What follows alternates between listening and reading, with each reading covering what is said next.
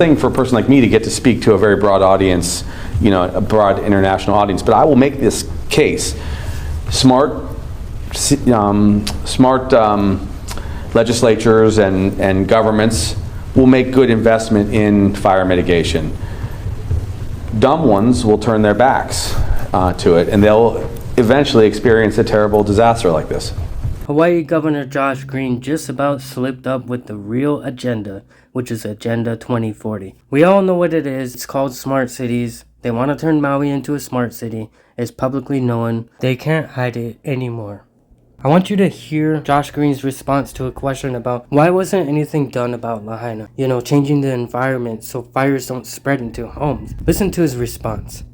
All of these things were known. The risk was known before. And the failure to prevent, the failure to plan, the failure to manage even the laws that we had on the books, the failure to respond as the conditions changed that day, the failure to act quickly when the spark had struck. And I think that what we're hearing from viewers is that at this stage, a month out, are there things for which the public deserves an official apology from someone for all of these things being missed and leading to this thing? Look, I can't speak to when people will apologize for this tragedy. I mean, I'm heartbroken, and I will tell you, and anyone out there, I am so sorry that you went through this. Of course, I'm just one person, okay? It's the world that has to apologize for what we have become, which is we have become a world where we turned our backs on global warming and we didn't prioritize things in advance. Now let me give you an example, okay? This is important. We all decide when we're going to prioritize things in government. As you know, we just went through the pandemic, a virus, right? We didn't have masks ready for everybody before COVID came.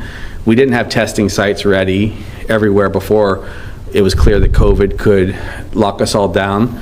We didn't have vaccines already in place to deal with this coronavirus. This is the way, unfortunately, large paradigm shifts occur. Usually it is jolted by some event. I understand, but in some cultures, in some places, this idea that someone needs to say, I apologize for my particular failure. Do you think anyone in this case, and I'm not saying you weren't even here, but I mean, were there failures that people deserve apologies for on the ground as opposed to just the general, people don't respond until something horrible happens? No, I suspect that's going to happen. And everyone gets cautioned not to say much because lawyers from your left and your right and above you and behind are going to use that. And I think that it is difficult in the moment to just apologize. I'll tell you, as a physician, for example, and this was always one of the hardest things for me as a physician. When something didn't go great, you were cautioned not to apologize for it because the moment you did, it was going to become part of the whole process, which is sad because frankly, it's better between two people when they can come to some kind of closure. I think that closure is going to come. I don't know when it will happen between the individuals who are immediately in the moment, but it will come. Thank you.